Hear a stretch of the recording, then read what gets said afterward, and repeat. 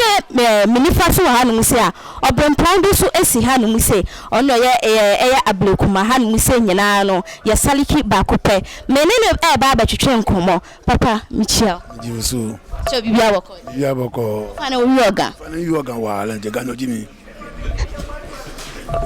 mo fana ba we ga kafutu eja ka woga we mo efetu mo laje wo anu kwale impo fana mimbi sometimes wo Christopher ye wo wi ake ke nyeje sala ne kan gbekolu nya ka kolu ni twa ake nya ba kala to 3 days dan nya ka ba ha wo gen bi anilele alo o fana je na kan site yo ten o fana ne ke mene no ne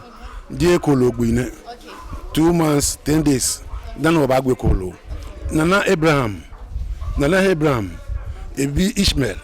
ne belaga shi iklasha fola anyumbo no le fina kan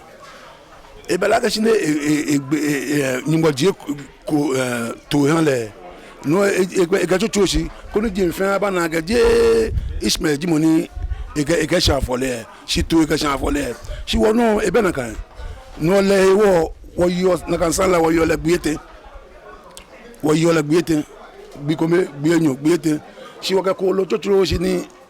Eshada no kan me dabi fresh ya no ege woja fresh ya no ege woja no ka to woje Sunday be Sunday Monday Tuesday dani wogbe ona Tuesday nko agbona beke 6 o'clock ba agbona wogbena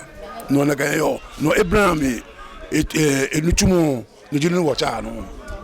Abraham nuchumo jinu no wocha no ni ke mabie na mabie akami koni wa akam me fa hu wonu akan me ye wonti ase bi se mo ye salaka na che se mo de ji ade bi efri nkwala ho anase mo de ji ade bi efri ye Christopher anase wiasefo ane ye no kra na enya no kware leti sen eyo nyami ahyede ti se mi papa kan ye no o si onyami si isanu ni nya nyepe nti dia uwo bi no ese wo ma wonu abi na se wo ma wonu abi enu nche se wo je bebi wo sa ne panu ni ho uje bibi wo nyame ankasa ni ho because onyami no se wunye e na wa ye wo nyame nti onyami no be ma wo unfa unje wo bibia obia ho sa na ti ena me san so bisa se ye Christopher na na se ye wiasefo no ye wanti ase bi so se eye epepefo anase Muslims fo no mo ya patapa ani eye no kre ye mpekutumpo na so hu pepe no si wallahi nde so hu ye obe proud this ya so ka wallahi just u chantro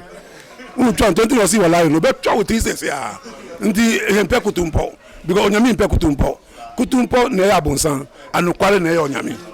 nti saneti eti saneti papa yemre na yemre ne sam patron krofo bo aba ma mo sheda out be chi omo ana se futu sem bi wo hono ma odi beba embebunu na ewo monten so no mi patron bebre mi famusu aka che aban se mi pa mucho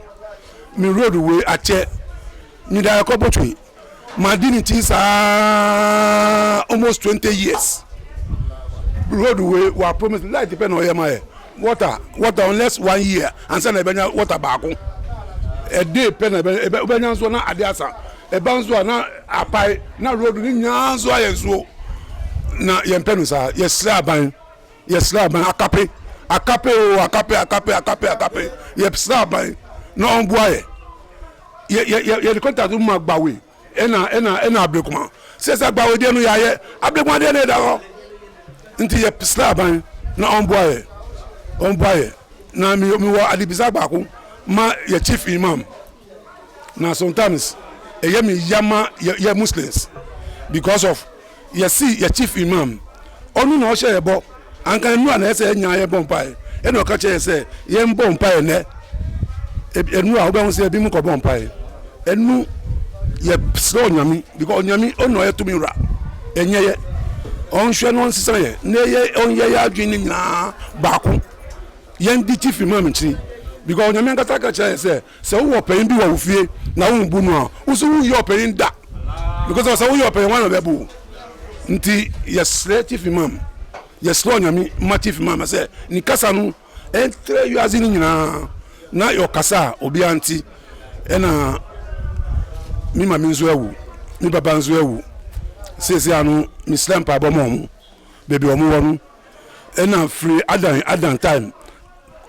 onipa bia na wa wo wiazi onyame fa ne bone nche no de omo wo papa mu nso onyame nhira so mo mi da wase yara se attention TV ahwefo nyina ya da bibiara se nyame show bibiara a wo gemre na wo hweye kai se wo be follow wo social media platforms ni so nyina okọ YouTube attention TV e wo hono okọ Facebook attention Tvgh e wo hono like share comment we videos ni nyina so me a wo temi nken enyo bibiara se ohema echa